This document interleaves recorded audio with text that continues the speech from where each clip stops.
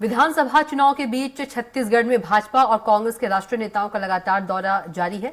दोनों प्रमुख दलों के राष्ट्रीय नेता अपने अपने पार्टी के प्रत्याशियों को जिताने के जोर आजमाइश कर रहे हैं। इसी कड़ी में कांग्रेस के राष्ट्रीय प्रवक्ता अखिलेश प्रताप सिंह भी छत्तीसगढ़ आए हैं। वे कांग्रेस मीडिया विभाग को और बेहतर करने की रणनीति पर काम कर रहे हैं। स्वराज एक्सप्रेस संवाददाता दिलीप साहू ने अखिलेश प्रताप सिंह से चुनाव को लेकर खास बातचीत की है। हमारे साथ कांग्रेस के राष्ट्रीय प्रवक्ता अखिलेश प्रताप सिंह जी है। सर, आपका स्वागत है छत्तीसगढ़ में। शुक्रिया। इस बार जिस तरह से माहौल है, क्या लगता है कि इन मुद्दों के आधार पर कांग्रेस लोगों के बीच जा रही है? पहले तो मैं आपको बता दूं, यहाँ कोई घमासान नहीं है। चुनाव की औपचारिकता हो रही है क्योंकि भूपेश बघेल सरकार फिर 3/4 बहुमत से सत्ता में आने जा रही है।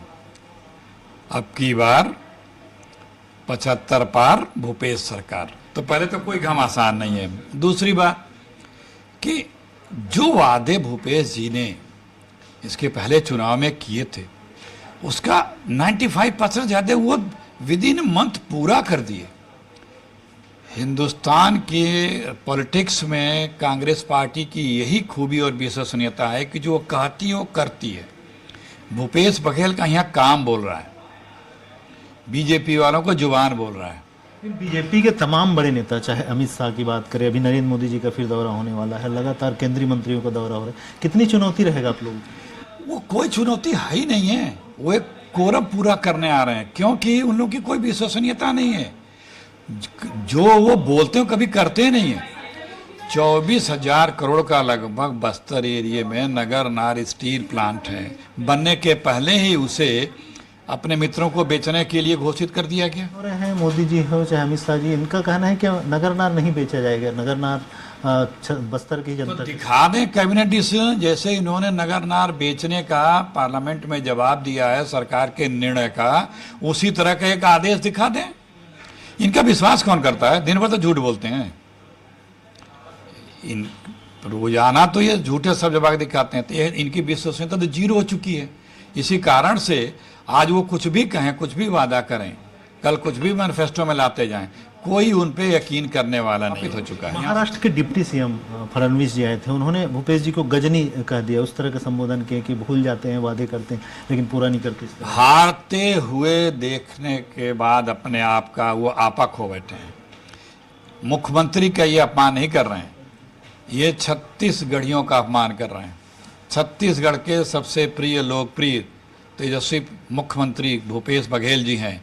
ये उन पे आरोप नहीं है, ये आरोप छत्तीसगढ़ की आम जनता पे है। प्रथम चरण के चुनाव को अब महज 6-7 दिन ही रह गए अभी तक। हालांकि आप लोग अलग अलग मंचों से घोषणा कर रहे हैं विभिन्न योजनाओं का, लेकिन एक मैनिफेस्टो अभी तक नहीं आया है। क्या वजह है? कब तक आने? मैनिफेस्टो भी आएगा। हम लोग जो संकल्प लेते हैं, बताते हैं कि हमने ये प्रतिज्ञा, मेरी ये प्रतिज्ञाएं हैं। पिछले बार भी लिया था प्रतिज्ञा 2018 में। ओथ लेते ही घर नहीं गए मुख्यमंत्री और कैबिनेट, सचिवालय गई। 2 घंटे में उन सारी घोषणाओं और संकल्पों का लागू कर दिया। तो हम जो हमारी सरकार या भूपेश बघेल जी जो कहते हैं वो कर देते हैं। अब जीत के लिए कितना आश्वस्त है? 100% आश्वस्त है। मैंने आपसे कहा ना कि चुनाव छत्तीसगढ़ में सिर्फ एक औपचारिकता बन गई है। बीजेपी के पास कोई मुद्दा नहीं है। पूछिए किस मुद्दे पर चुनाव लड़ रहे हो? इस बार सीएम चेहरा फिर से भूपेश बघेल है। भाई, इतना प्यारा चमकता हुआ माथा, छत्तीसगढ़ियों का दुलरुआ प्यारा, जो कहता है वो करता है, अपने परिवार की तरह से सबका ख्याल रखता है। छत्तीसगढ़ की योजनाएं तो पूरे हिंदुस्तान में दूसरे प्रदेश के लोग उसकी नकल कर रहे हैं, नजीर बन गई है। तो ये थे अखिलेश प्रताप सिंह जी, राष्ट्रीय प्रवक्ता और मीडिया इंचार्ज छत्तीसगढ़। तो इनका साफ तौर पर कहना है कि भूपेश सरकार की जितनी योजनाएं हैं, जितनी कार्य है, उनके बदौलत फिर से छत्तीसगढ़ में एक तरफा पिछले बार की तरह इस बार भी 2/3 बहुमत के साथ सत्ता में आएगी। अब देखना होगा इनके दावे कितने खरे उतरते हैं। ये तो 3 दिसंबर के बाद ही पता चलेगा, लेकिन फिलहाल ये जीत लेकर आश्वस्त है। कैमरा पर्सन संतोष के साथ स्वराज एक्सप्रेस के लिए रायपुर से दिल्ली।